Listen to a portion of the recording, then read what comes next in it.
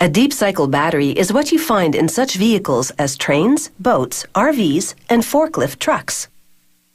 Whereas a car battery provides a quick surge of current to start the engine, a deep cycle battery provides a steady amount of current over a long period of time.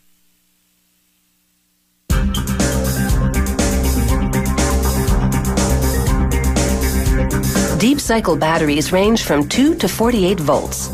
Their power is generated by cells, a group of lead plates coated in lead oxide and acid. This casting machine produces lead grids that will become the plates in the power cells. The machine pours molten lead into grid-shaped molds. Water circulating through the mold hardens the metal in just 5 seconds.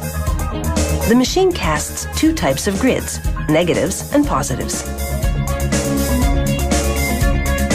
The next machine coats the grids with a chemical paste that contains lead oxide and acid.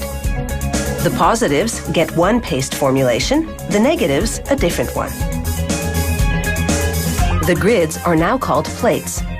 Workers stack them in cases, alternating positive and negative, then drop them into tanks of sulfuric acid to charge. The lead oxide and acid in the paste store the power. After charging for 24 to 72 hours, depending on the model, the plates go into a machine that washes them 3 times to remove acid residue, which, if left, would corrode the metal. The charging process blackens the plates, which are now called dry charge plates. A machine wraps each positive in glass strand matting, an insulation material similar to fiberglass, then in a plastic envelope. These coverings protect the plates from short circuits. Workers stack the plates again. Positive, negative, positive, negative. This time, though, each stack contains a specific number, from 5 to 33 plates, depending on the battery model. Each stack will become one cell. A cell provides 2 volts of electricity. Each plate has a tab. A robotic machine cleans the tabs with a wire brush and a chemical solution called flux. Then it dips the tabs in molten tin. This tin coating will improve the bond when they solder the tabs together. The robot wipes the tabs on a flux-imbued sponge to clean their surface once again, then drops the cells into a mold containing molten lead. This solders the tabs together, bonding the plates within each cell. The process casts 2 lead posts on the cell's positive side and 2 on its negative side.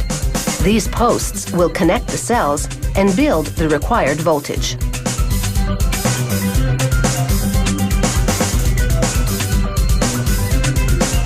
Next, each cell goes into a polypropylene casing called a jar.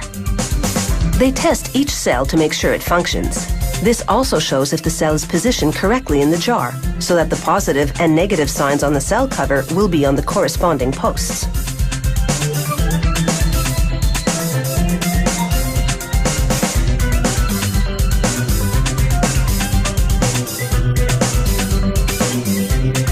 They heat seal the cover and seal the protruding posts with lead.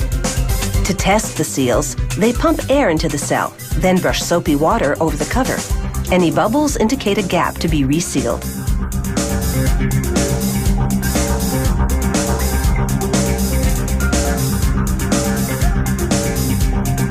In another part of the factory, workers manually mold various small components from molten lead.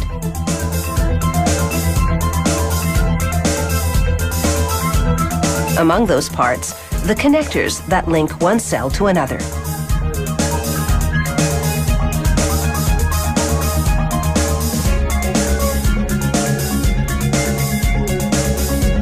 Workers weld them to the posts. These are 8-volt batteries, so for each one, they connect 4 cells inside a polyethylene case. Now that assembly is complete, the case cover goes on. These rubber grommets keep water from seeping inside and shorting the battery. Now they fill the inside with sulfuric acid, which functions as an electrolyte, the medium that helps the lead in the plates conduct electricity.